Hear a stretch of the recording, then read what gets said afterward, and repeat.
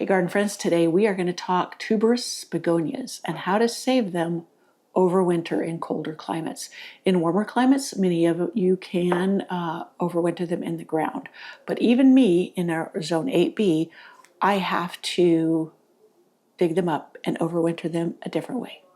So let's save our begonias.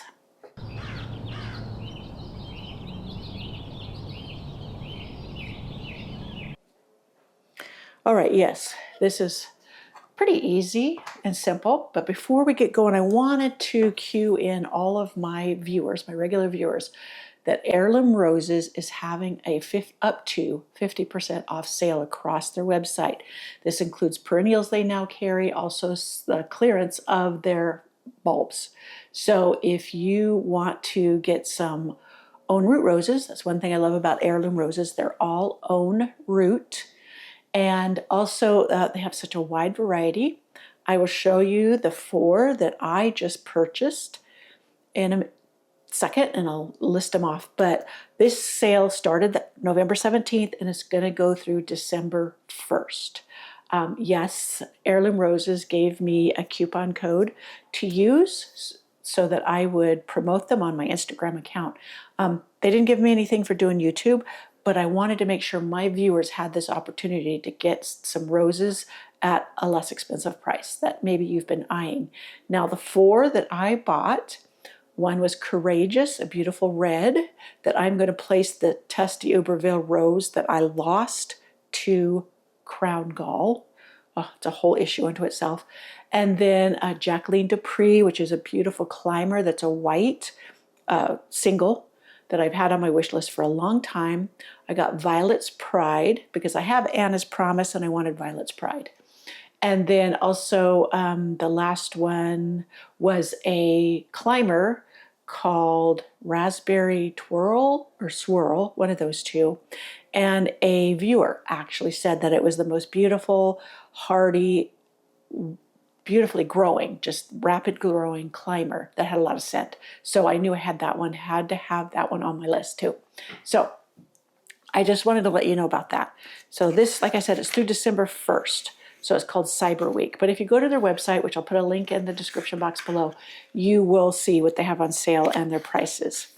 So, okay, that's my notes for that. So let's move on to our begonias. Yes, let's talk about tuberous begonias and how to overwinter them. I have my notes here. So I absolutely love the layers and layers of petals on tuberous begonia flowers. I'll show some pictures of some tuberous begonias so you know what I'm talking about. Sorry about the rattling table. Anyways, anything below zone 8, it says that you have to overwinter this way or indoors. I am an 8B and I can't overwinter begonias here. So if you're any colder than a zone 8B, you won't either. I don't know why here, other than we get a lot of snow sitting on wet ground that stays there. So the ground stays saturated and the corms or tubers, whatever they want to call them, they rot. So I can't. In fact, I should show you a rotten one that just from the 12 inches of rain we had last week, they rotted. And this one, it was in a pot like this one, and this one really looks sad too. But this one is still hardy and whole, and those just rotted. So even before you get like the rain we did, these had not gone dormant. Many instructions will say wait until they go dormant, and that's what I was doing. But we had that heavy, relentless rain, and it rotted out a couple. So I really should have done this before the rain. So anyways, so in cold climates, these beauties can't survive freezing temperatures outdoors. But with just a little extra care right now or sooner, you can easily overwinter them, enjoy them. Now, one thing about tuberous begonias, they get bigger every year, the corms, and so you get better and better. So saving them from a prior year, and I have a video of when I planted these, and I will include that, or at least a link to it. And I got them at Costco, but if I am able to save these, it's got new growth coming there just from the drying out and warmth that we've had, then next year they'll be even better.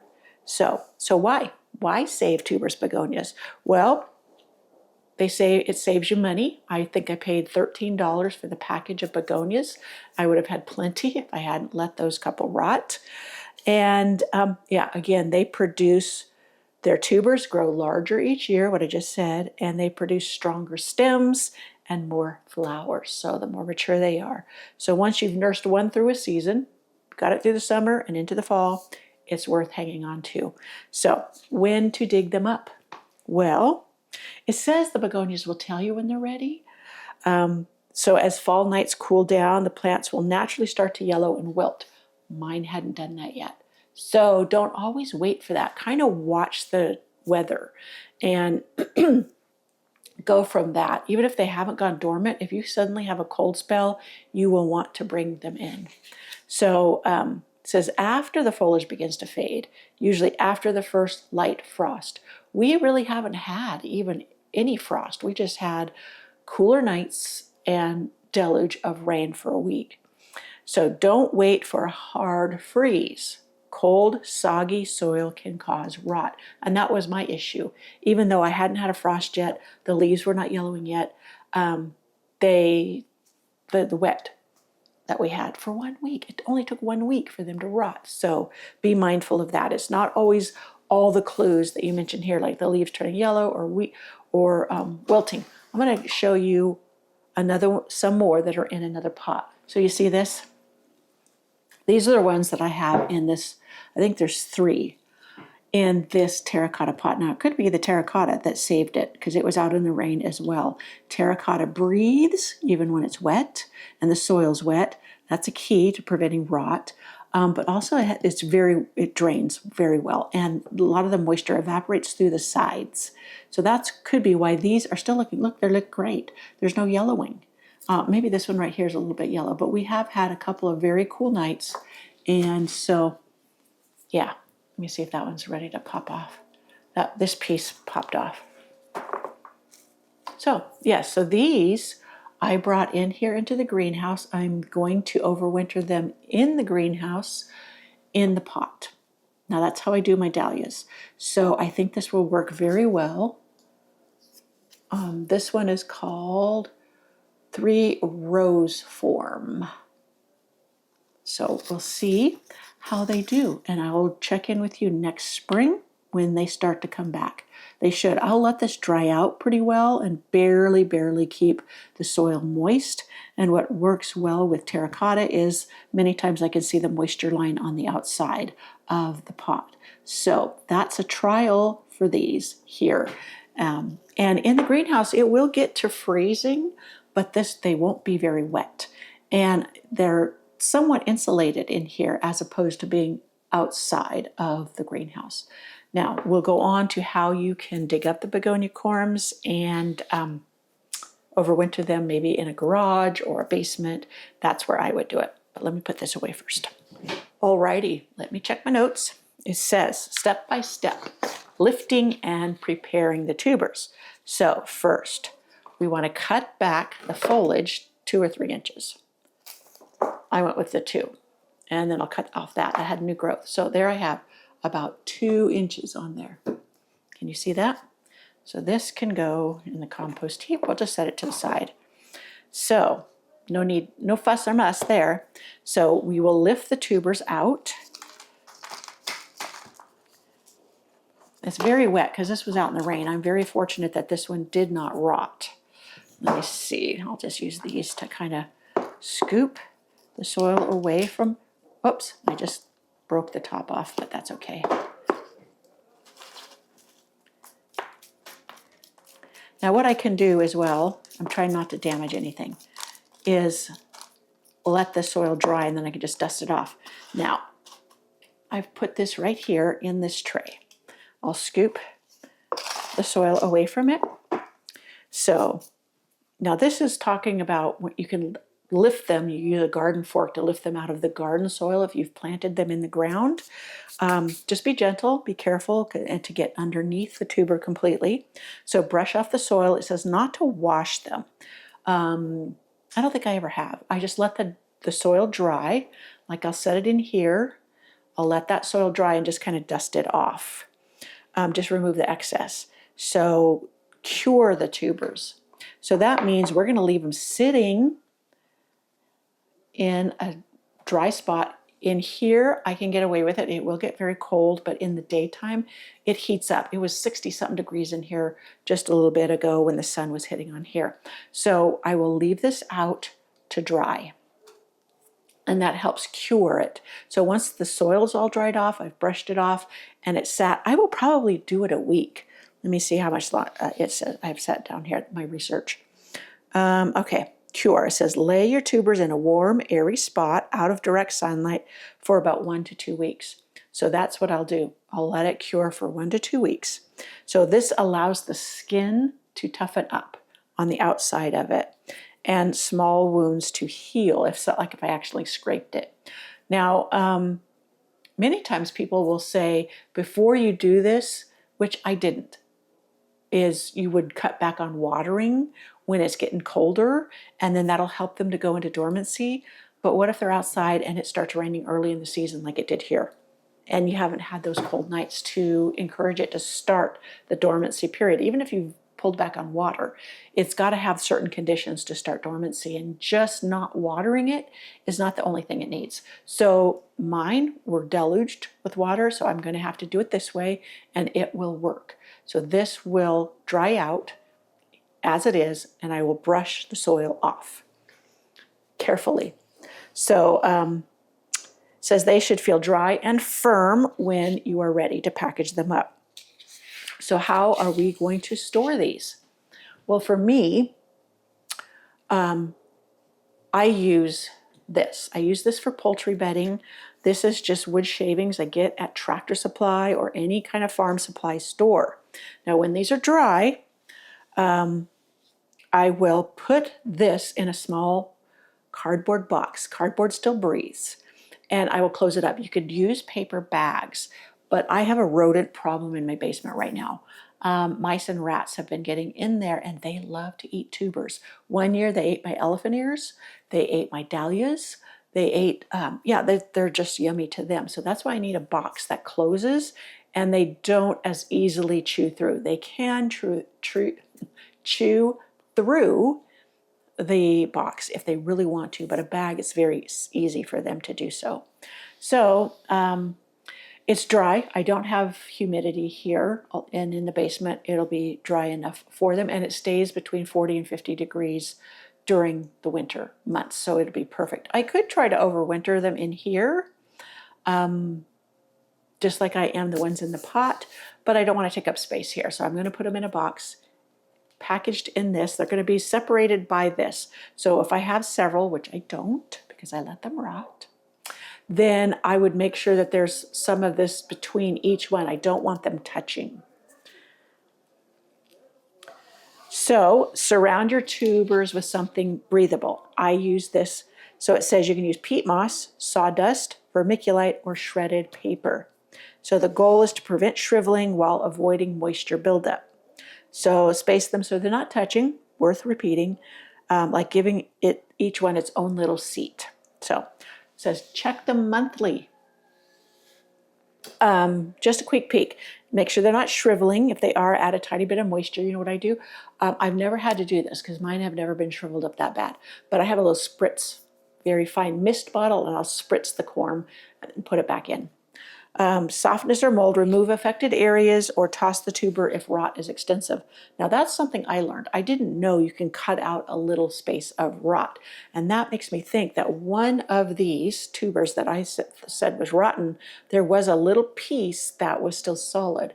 I might be able to salvage it, and that is worth a test. So I will get that, and I will cut off the soft and see. Who knows? All you can do is end up throwing it away, but I'm going to throw it away anyways right now.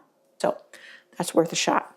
Okay, so most of them, they will just sleep peacefully all through the winter. So what do you do come spring? Well, that's another ticket. So you wake them up. So around February to early April, I would go April. It says depending on your climate. Well, it's still very cold through March here. We get some of our heaviest snows in March. So I would choose April to bring them out. And plus we're getting more sun, so it would heat up in here more. during that time frame. So bring the tubers out of storage, start them in pots indoors for earlier blooms, wait to plant outside until all danger of frost has passed. Plant with the concave, dimpled side facing up, barely covered with soil. Keep them warm, lightly watered until you see sprouts. I'm thinking maybe I'll put the clip in here of me starting these and getting them going, because there's some important bits that I didn't write down here. And today I wanted to show you how you set out and plant begonias. Tuberous begonias, to be specific. I had bought these. Actually, I had ordered some too. At Costco, they have their bulbs out, their spring bulbs. And what I mean by spring bulbs, I mean the ones you plant in spring. These are begonias, tuberous begonias, and it's Picotee pink and white and rose form pink. There's 10 in this package. They are from Longfield Gardens, which is, they're usually primo plants, and I've always had great success with them. Anyways, they come in the container like this, and then when you open it up, the package looks like this. And I've already taken some out, and I will point my camera down so you can see what they look like. And then I'll talk you through some points I want to make. So here on the table are some of the begonias. Let me get them over here so you can see. And they have this shavings, wood shavings in there to protect them as they're shipped. When they're shipped to the store in this time of year, they are dormant. And normally if they're still dormant, then you would set them out in your house and let them sprout. These already started sprouting, and I will show them to you. It doesn't take very many days for them to break dormancy. But you see those little pink sprouts? Those are it showing that it's come out of dormancy already. I was going to show you how to set them out, wait, come back, but they're already coming out of dormancy, and that's fine. That's great. So I will show you how I pot them up. So I will get my pots. I have some pretty pots that I have cleaned up. These are my pots I use every year. These are, they're a 3-inch pot, I think. I got them on Amazon or something years and years and years ago. So I don't know if they're still available. I don't even remember what vendor I got them from. But there's something, they're good quality. So they wash up well, and you can use them time and again.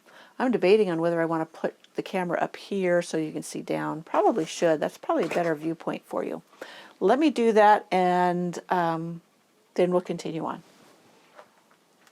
All right, so here we go. Here is my clean, sterilized pots, and I'm going to fill them with a couple inches of soil. And let me get my container of soil down here. I may have to grab some more. And I'm just going to start filling. Now, 2 inches of soil.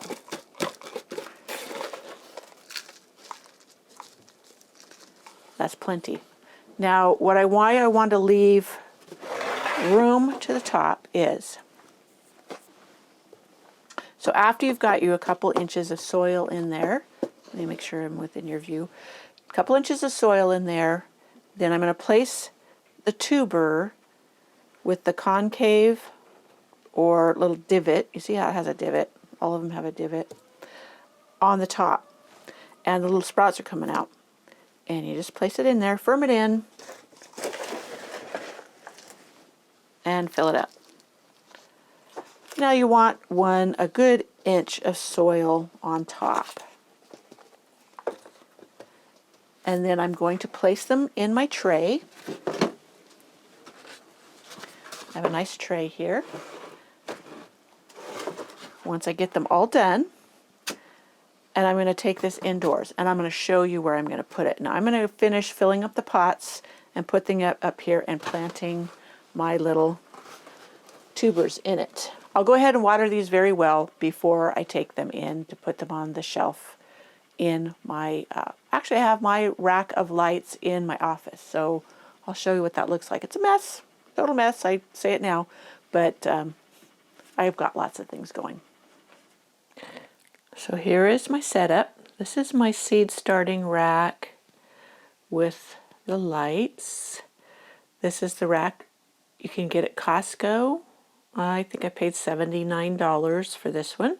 Just recently they did have them on sale. I think they're normally $99 or somewhere around there. But watch for sales. You can find them for a little bit cheaper. But right there is my tray of begonias. I have them on a heat mat, and I'm going to install another light under here. I don't have one yet. Well, I have one, I just haven't got it hung, like these lights. Now these are regular T12 bulbs, one cool, one warm. Well, actually mine are OT lights. They're a broad spectrum or full spectrum lights, but I haven't been able to find them in again. So I have a lid on it for humidity, and see if any are coming up. Let's see. Oh, yep, there's a little sprout right in there. And then there's one right there. So we're doing good. Got our little sprouts on our begonias. You do not have to put them on a heat mat. You just put them somewhere warm in your house. And they don't even really need light up until they start pushing through the soil. So there you have it, how to get started or pre-sprout your begonias indoors so you can get them an early start. Okay, so common mistakes to avoid. Leaving them in wet soil for too long in fall. That's what I did, confess. Storing in plastic bags or plastic bins. Now, to keep the mice and rats away from them, ideally I would put them in a plastic bin, but it won't work because they need to breathe. Now, maybe a bigger bin would be enough airflow for them, but cardboard, at least I know it breathes, but it may not save them from the rats and mice. I do need to get some sticky traps to put down there. Overwatering stored tubers. Well, like, see, I just missed them, but I haven't had to. So it's kind of like when you check on your overwintering your geraniums, bare root in the basement or garage or whatever you're going to do it in.